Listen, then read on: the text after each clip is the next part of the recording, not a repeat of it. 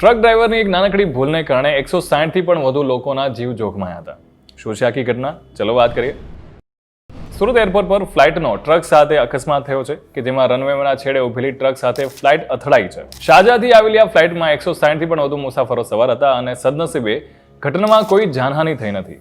ઘટનાને લઈને એરપોર્ટ ઓથોરિટીએ તપાસના આદેશ આપ્યા છે. સુરત એરપોર્ટ પર મોટી ઘટના હતી એ થતાં બચી ગઈ છે. સુરત એરપોર્ટ પર જે મોટી ઘટના થતાં બચી છે, જેમાં ફ્લાઇટ ટ્રક સાથે અથડાઈ ત્યારે ફ્લાઇટમાં 160થી પણ વધુ મુસાફરો સવારી કરી રહ્યા હતા. શારજાહ ફ્લાઇટ સુરત એરપોર્ટ પર ટ્રક સાથે જ્યારે ભટકાઈ છે ત્યારે પેરેલલ ટેક્સી ટ્રેક નિર્માણ કામમાં ટ્રક રનવેના કિનારે ઊભી હતી. સદનસીબે એક પણ મુસાફરને ઈજા પહોંચી નથી.